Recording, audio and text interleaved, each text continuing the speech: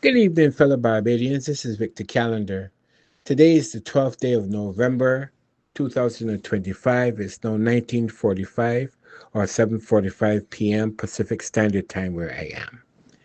I just concluded listening to the Joint Select Committee standing for Friday, the 7th of November, 2025, chaired by Marcia Cattle, with contributions coming from the likes of people like Kemar Stuart. And I was absolutely dismayed at the level of pedestrian thought process echoed by Kibar Stewart, who is an aspirant for high political office in Barbados. His questions and his way of thinking were terribly xenophobic.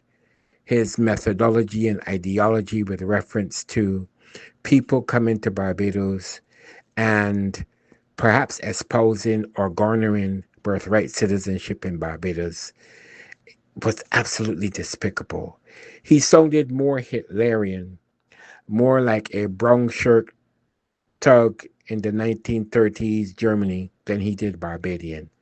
I'm ashamed that his ideas and his ability to think past or think outside of a wet paper bag is as belligerently sorrowful as he echoed sitting there today on November the 7th, I should say, in that Joint Select Committee asking questions. Kimar, you're not ready for politics, man.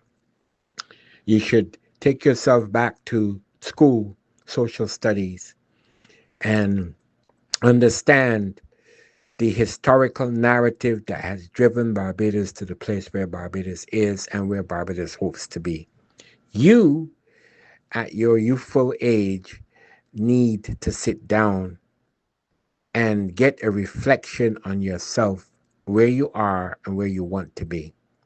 Politics may not be for you because understanding the commitment of out of many being one and bringing people together politically, sociologically, psychologically, and economically, even though you claim to be an economist, is far from you, far from you. Very many galaxies away from you, my friend. The questions you asked of no substance, none at all, none at all. It is said, Kibar, that an intelligent question is one half of wisdom. Your half of being wise is seriously lacking. Take a pause, think about where you are and why you are and how you are. Recapture yourself. Understand the political dynamic that has brought not only Barbados, the West Indies into punching above its weight, into people with Herculean academic abilities. And that those abilities, whether it be from Errol Walton Barrow to Grantley Herbert Adams to John Michael Jeffrey Manningham Adams to now the Prime Minister Barbados Mia Amor Motley, into the greatness in the vast universe of thought processes and the greatness of the global political and economic hemisphere.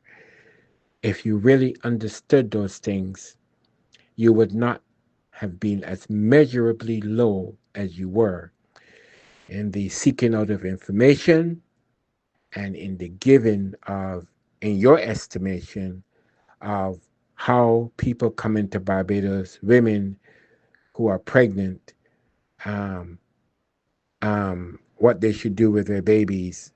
I don't think you're ready at all. What I was able to gain from your conversation is that you would want a woman to have an abortion rather than have a child in Barbados if she was pregnant and landed in Barbados.